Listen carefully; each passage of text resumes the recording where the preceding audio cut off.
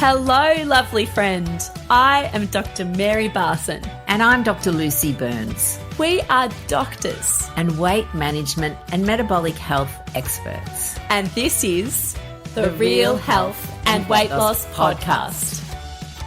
Good morning, gorgeous Dr. Mary, and good morning, our fabulous listeners, on what I'm hoping is a beautiful summer's day if you're in the Southern Hemisphere, and hopefully not too horrendous if you're in the Northern Hemisphere.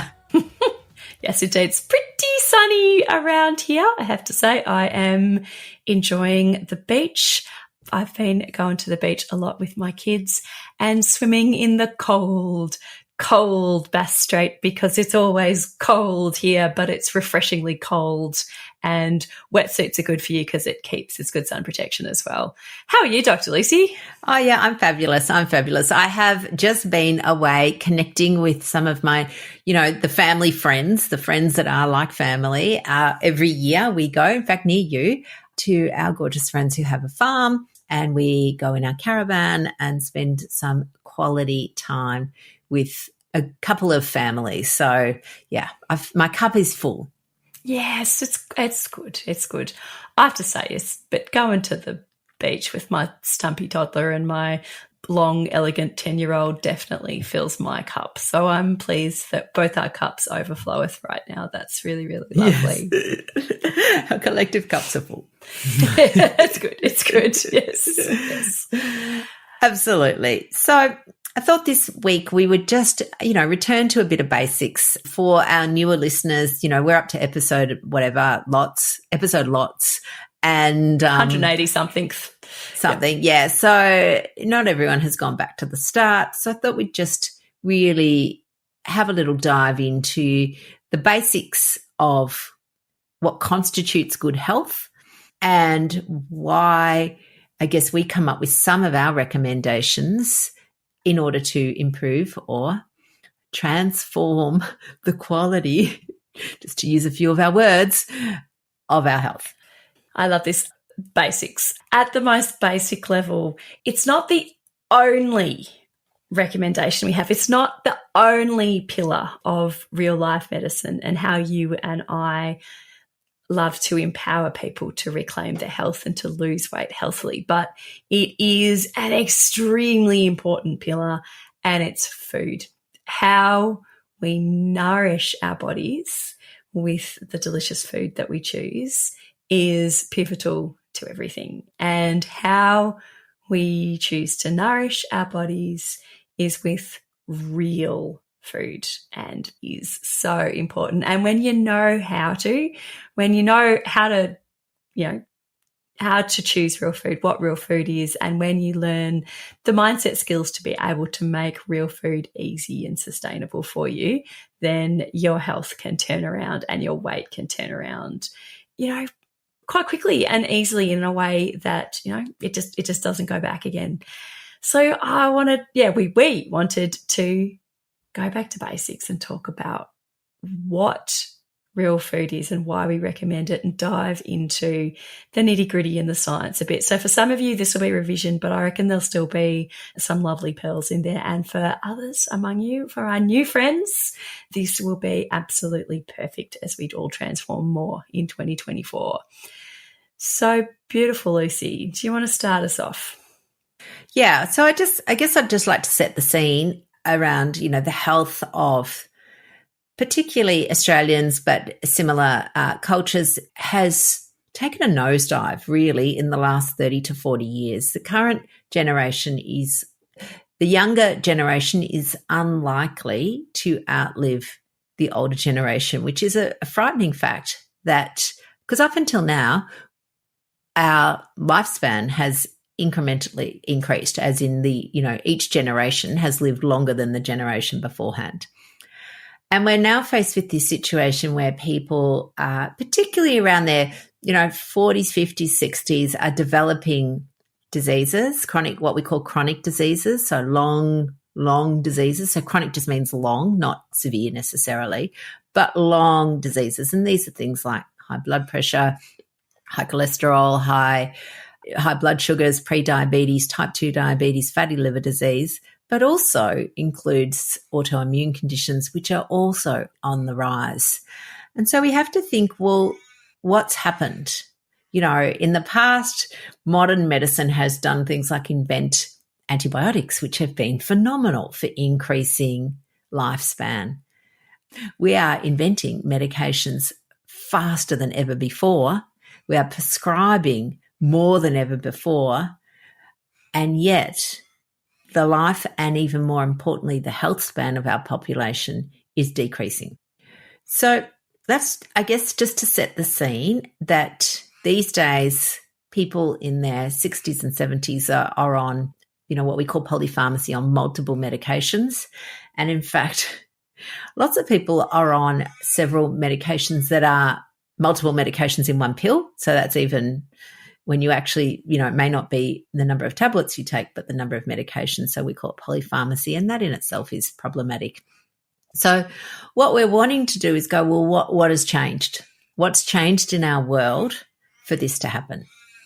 And, you know, there's multiple things that have changed, but the number one thing that has changed is our food environment.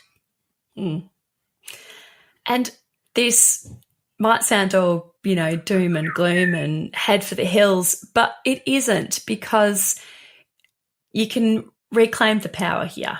You really can. And it's not as hard as it might seem. We can, you know, divorce ourselves from the hideous experiment, which has been the processed food industry, by choosing real food and choosing to nourish our bodies with real food most of the time. It's no secret, I think, to most of us that industrial food processing, creating these food-like substances, has had, you know, a strongly detrimental effect on our health as a species, as the human species, and also individually. And that there are lots, like food refining creates lots of toxins in our foods that have just been allowed to be put in there. And if we eat them in large quantities, they're really, really bad for our health, for our kids' health, for everybody's health. And, you know, there is something that we literally can do something about it right now. Yeah. Yeah, absolutely. And yeah, that, you know, the 70s was when I guess the food decided, well, I mean, it started earlier than that, but it's when it really took off. And now, you know, there are people that have 80 or 90% of their diet is ultra processed foods. And for us, the concept is never to blame the individual, because people are sold a myth. And this is a societal problem and not an individual's problem. The issue that we have with ultra processed food is the fact that they are harmful and that they are hyper palatable. So we are encouraged to then eat more and more. They're cheap, really cheap. This is the allure. They are so cheap. The reason they're cheap is because of some of the stuff in it.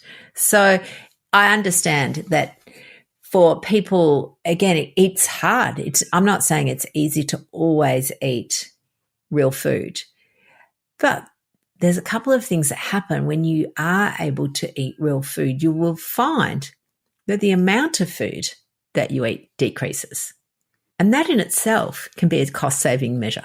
Absolutely. It's not necessarily more expensive to eat real food, especially with a few tips and tricks and good strategies. But, you know, I think it can be helpful just to unpack a little bit, knowing why I think can be powerful. It's easy for us to say, processed food bad, you know, don't do it, okay, it's bad. But to actually understand a little bit why I think can be helpful, and also empowering to know that much of the damage that is done by processed foods is reversible. So it's not like that the damage is done, so, well, I might as well keep eating it. But foods like emulsifiers that are in processed foods, literally like soaps that are in ice creams and all kinds of processed foods, because it gives them a better shelf life, makes them feel nicer in our mouths. They can really upset our gut lining and give us a increase our intestinal permeability, so make our guts more leaky. So the contents of our guts can actually leak into our bodies, which sets up all kinds of inflammatory cycles and is thought to be one of the contributors to autoimmune diseases. We know that ultra-processed white flour and white sugar is what a breeding ground for metabolic disease. High fructose corn syrup also, and industrial seed oils are another really big one that we talk a lot about, but I don't think many people are necessarily that aware of how detrimental they can be to our health, because they are inflammatory within themselves, and inflammation is at the root of so many chronic diseases, including many cancers and heart disease and lots of things that we want to avoid. And it really impairs the ratios of fatty acids in our bodies, which can set us up for terrible inflammation or actually good health, depending on whether or not we've got the balance right. And also, so many of these processed foods just don't have the right nutrients that we need in the right amounts, in the right ways for our bodies to function properly. I mean, that's only really just a very, very quick sort of cook's tour, that these foods, not just being nutriently poor, they're actively harmful to our health. And we're eating them in larger quantities than ever. We've normalized them. We are feeding them to our children in extraordinary amounts. Right now, they're just everywhere.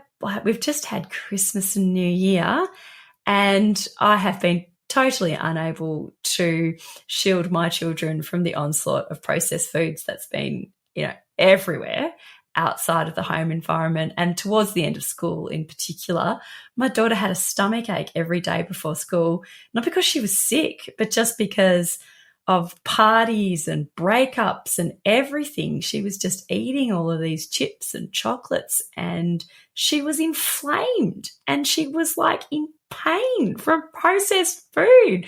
Like, I just tear my hair out. She's okay. But, it's everywhere and normalised.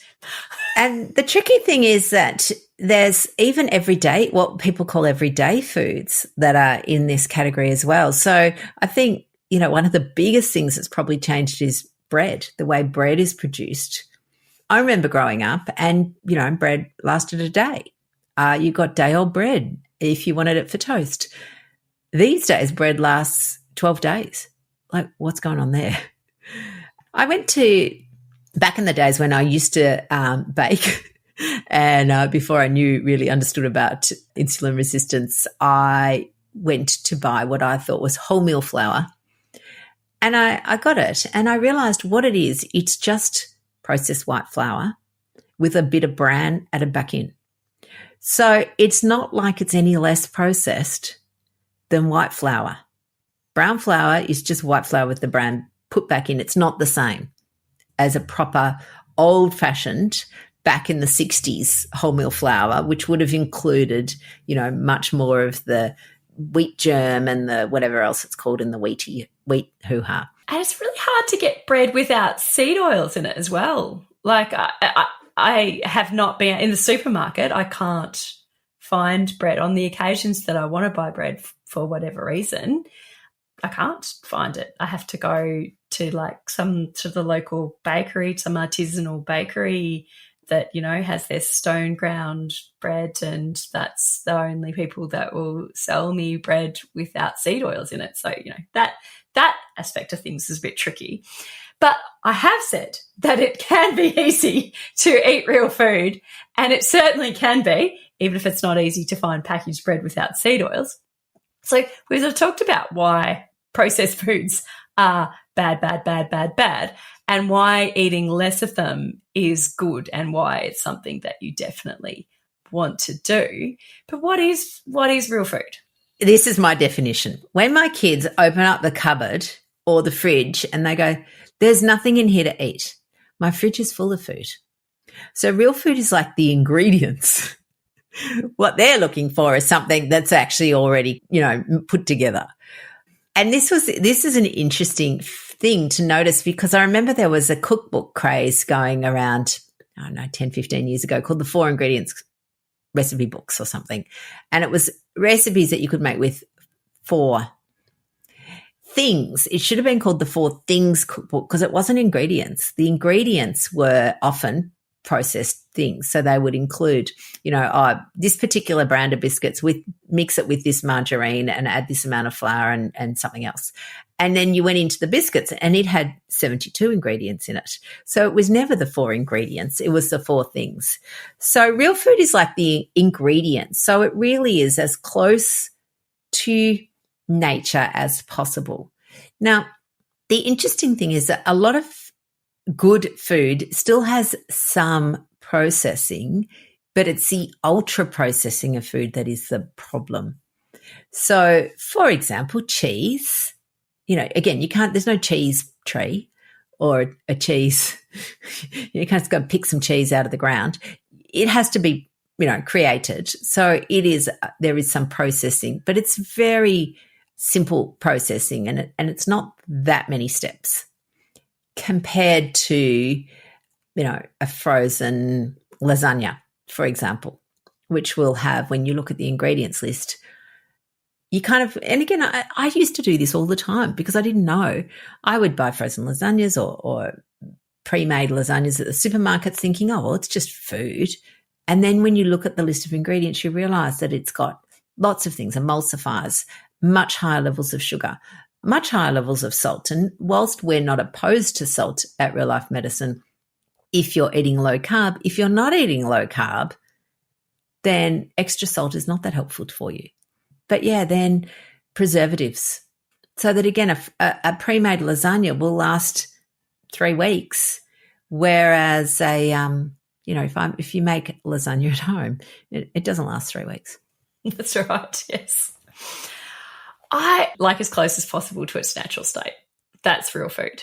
It is. It's the ingredients, the single ingredients. It's the things around the outside of the supermarket. It's your veggies, your fruit, your nuts, your seeds, your fish, your seafood, your eggs, your meat. It's the things as close as possible as it was, milked from the cow, minimally processed in the case of cheese and yogurt, or, taken from the plant, taken from the animal. And that's it. It's simple. And it actually can be extremely easy to take these delicious ingredients with small amounts of effort. You can cook them up and turn them into your delicious, tasty meals. I can see where your lovely adult children are coming from. They open up the fridge and, they just see the ingredients and there isn't an immediate meal there, immediately there for them to grab. But, in 4 minutes, there could be, grab a pan or a microwave. There definitely could be. And certainly the way that I live my life with batch cooking and things, there's always cooked food in there ready to go. So yes, this is real food. And when you eat real food, your health, every single facet of your health improves. It improves brain health, bone health, gut health, skin health, eye health. Absolutely every aspect of your health improves, including, happily, but certainly I would argue not most importantly, but happily, your weight.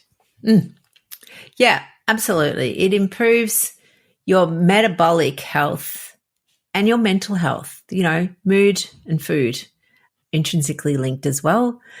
And again, it doesn't mean that you have to be out there plucking your own spinach from the garden. If you don't have a garden, you can go and buy it. That's fine. And frozen vegetables are also fine. Love frozen veggies. Yeah, they're easy. They're easy because, again, we want to be making it easy. One of our biggest things that make easy for us is using a pre-made spice mix. We use one by Mingle Seasoning, but again, depending on which country you live in. But you've got to be careful because a lot of those pre-packaged spice mixes or pre-packaged sauces, they promise flavour and ease. They don't tell you that it comes with a hefty dose of preservatives and disease. That's right. So But if you can find, again, those flavor sachets for us are just dehydrated spices. They're easy. They're real food. Again, it doesn't. So easy. We just want to make it as easy and tasty as possible, and it doesn't have to be hard. But again, there's tricky things out there, and this is where the processed food companies, and my biggest bugbear is processed food companies meet Dietland, and they've invented the diet shake. So the diet shake seemingly promises you ease and weight loss in a can or a jar or a scoop. And honestly, it's so far from the truth, and it drives me nuts. Can you walk us through, Dr. Mary, why things like shakes are just not the answer, even though those companies would love us to believe that they are? Yeah. So, problem with weight loss shakes, there are a few. So, most of these weight loss shakes, they're made with highly processed ingredients. Many of them contain a lot of those deleterious processed ingredients that I was just talking about, including seed oils, including emulsifiers, the things that can actually, that are detrimental to our health. The main thing that they are is low in calories. So people have them and they eat them or drink them instead of having a meal, and it puts you into a calorie deficit. And it is the calorie deficit that results in short-term weight loss. The weight loss is short-term, and we will certainly talk about this again. We've talked about this in the past, why calorie deficit, calorie restriction is not a great long-term strategy, why it results in yo-yo dieting, putting all the weight back on, and only results in short-term weight loss. So in short, they do not treat the root cause of the problem. The root cause of being overweight is metabolic ill health or metabolic imbalance, specifically your metabolic hormones being imbalanced. And shakes do not treat the cause of that. And in fact, depending what's in the shakes, they can actually make it worse. They can increase inflammation depending on what's in them. They can increase poor health outcomes depending what's in them. And they do not treat the actual cause of what's going on. And so they do not allow for that root cause healing of metabolic health problems. So at best, they are only a short-term solution, and at worst, they actually make things worse. Whereas with real food, you can actually heal the root cause of what is making you overweight in the first place, while also nourishing every single cell in your body and also healing a myriad of other issues that are going on in your body, and basically healing and nourishing every single aspect of your body and brain and mental health with real food. So it is a much better way to go, and it's delicious and nourishing, and it can be really easy. I make most of my meals easily in less than 15 minutes, many of them in under 10. They're yummy, they're tasty, and it's a fabulous lifestyle.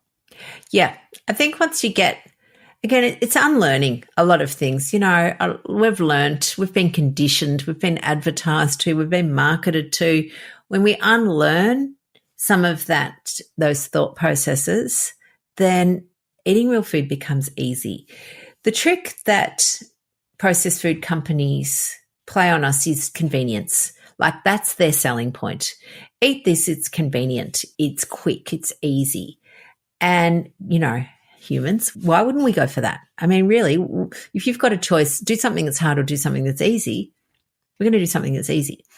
However, that comes with a cost, and the cost is down the track to our health, and being unwell is not easy.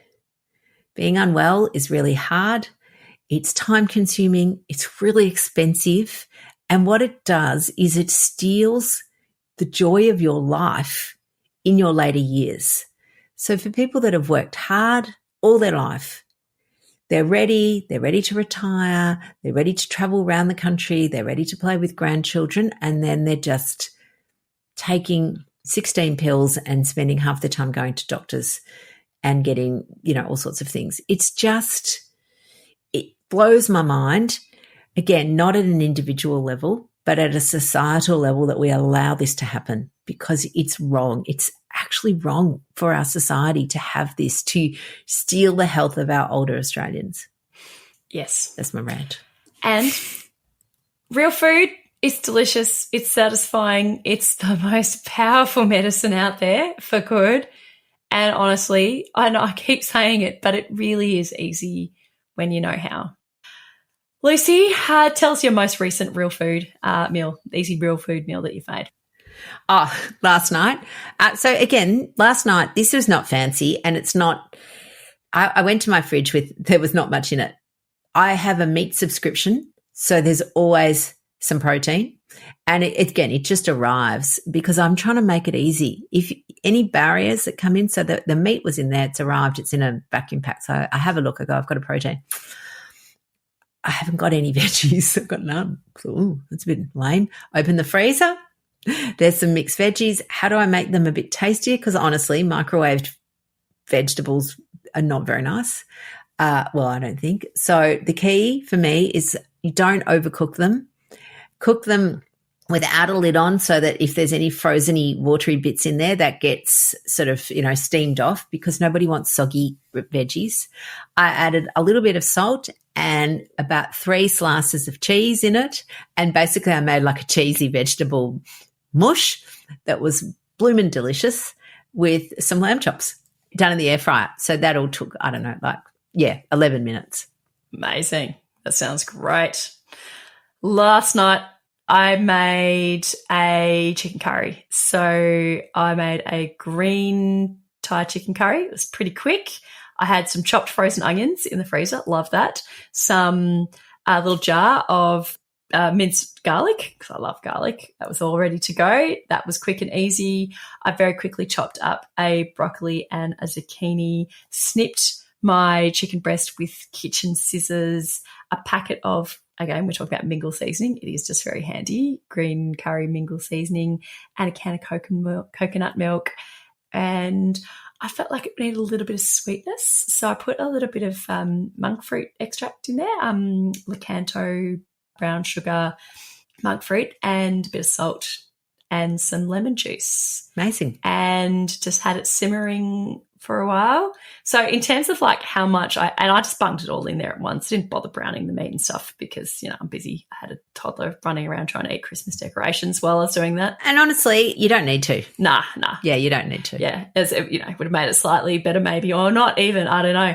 I had to stop my baby from eating the Christmas decorations. No, I've done a test. I've done an experiment. I've done an experiment. It makes no difference. No. Yeah, awesome. No. Yeah, and so it just simmered for a while. I don't even know how long, 20 minutes or something. And, it was lovely. It was really, really yummy. It was great. So easy. It was delicious. And, kids ate it, which was always a bonus. Even, the baby ate it. So he doesn't know any better. He doesn't know that, Beautiful. Yeah, he hasn't got to the fussy stage yet of not eating spicy food. So that's good. And, amazing. It's delicious. I'm going to have some for lunch. It's amazing. Wonderful. All right, lovelies. Well, again, keep at it. Just focus on the real food. Pick your protein, add some veggies, a little bit of fat if the protein's lean, add a bit of flavour. It makes life so easy. You just follow that formula and you'll be right. We'll talk soon. See you later, beautiful ones. Bye. The information shared on the Real Health and Weight Loss podcast, including show notes and links, provides general information only. It is not a substitute, nor is it intended to provide individualised medical advice, diagnosis, or treatment, nor can it be construed as such. Please consult your doctor for any medical concerns.